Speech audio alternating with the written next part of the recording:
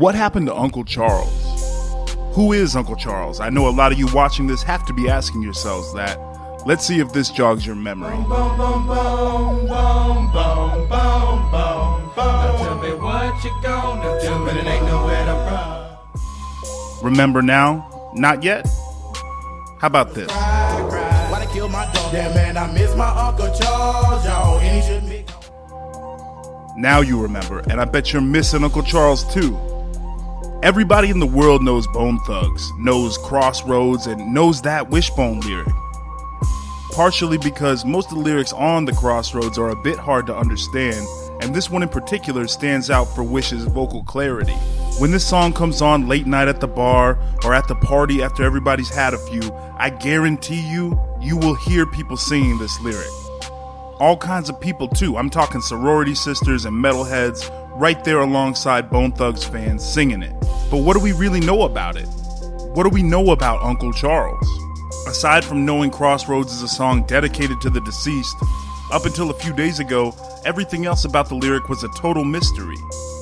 But thanks to some sleuthing by yours truly, the shadowy form in the mysterious picture has begun to take a definite shape. Let's first examine what Wishbone told us, which is, by the way, not a lot. In an interview from 2007 with the Cleveland Free Times, Wish discussed his lyric on the double platinum Crossroads, revealing very little but imparting the knowledge that his Uncle Charles was an ardent supporter of Bone Thugs from the very beginning, saying, "Uncle Charles was my mother's brother. He had retired, but he'd worked for Ford, so he had a little bit of change. He was real fly.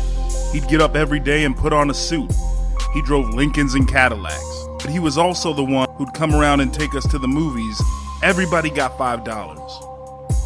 But he was also the one that was really behind us in our music career, because that's what he wanted to do too.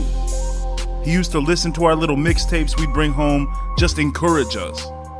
All our talent shows, he'd be in the front row, every one." It was reading this that really inspired me to discover more. If Uncle Charles was such a great guy, and it sounds like he really was, then how did he end up with some sort of tragedy befalling him? Information is not so easy to come by when it comes to Uncle Charles, and that's likely why his story hasn't been told to this point. Bone Thugs in general are private people, but especially Wishbone. Wish, as far as I can tell, is fully absent from social media, unlike his bandmates. Finding out Wish's real last name wasn't the end-all and be-all of finding Uncle Charles's full name either, thanks to the revelation that Uncle Charles was his mother's brother, and therefore would not share Wish's surname. It's also important to point out that while Lazy and Flesh and Bone are Wish's first cousins, they are not related to Wish's Uncle Charles, and that's likely why he says, "my Uncle Charles" instead of just Uncle Charles in the lyric. So who Uncle Charles was at this point was still a mystery. I had an idea of what kind of person he was, kind, supportive, loving, hardworking, but that didn't tell me who he was or what happened to him, so I had to dig a little deeper.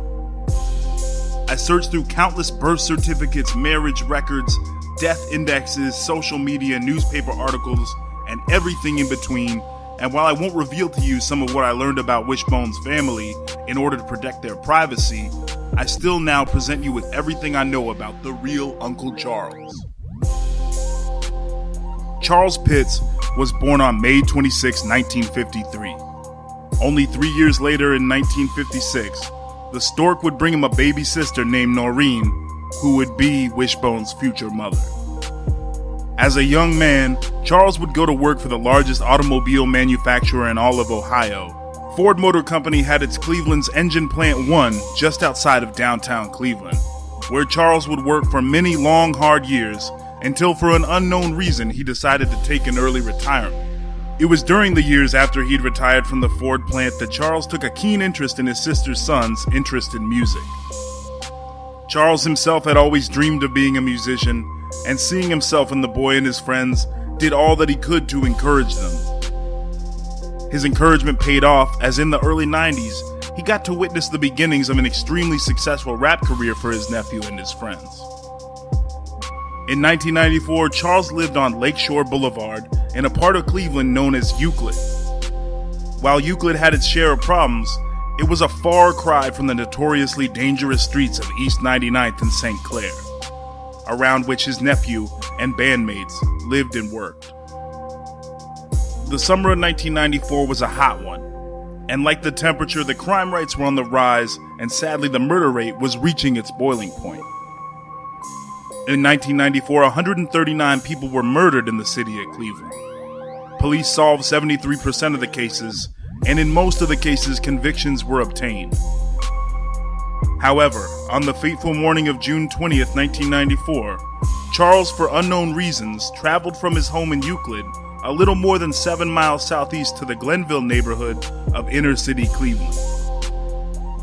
Just a few hours later, the body of Charles Pitts, aged 41, was discovered in an alley off of East 125th Street, not far from the infamous East 99th in St. Clair. He had apparently been shot numerous times in broad daylight and left to die alone on the concrete in the sweltering heat of summer. The murder of Charles Pitts remains unsolved to this day.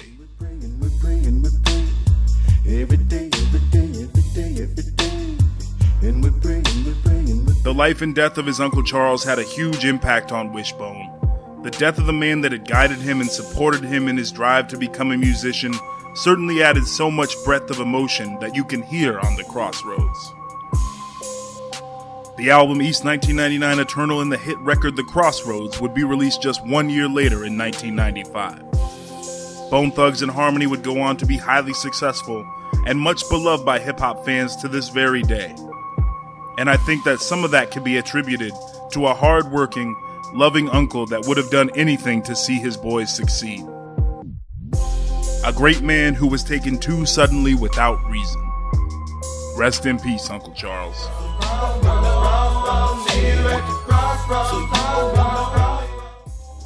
That's all for today. Hit me up on Twitter at ShootZMessenger. Hit that subscribe button. Thanks for watching, y'all. Peace.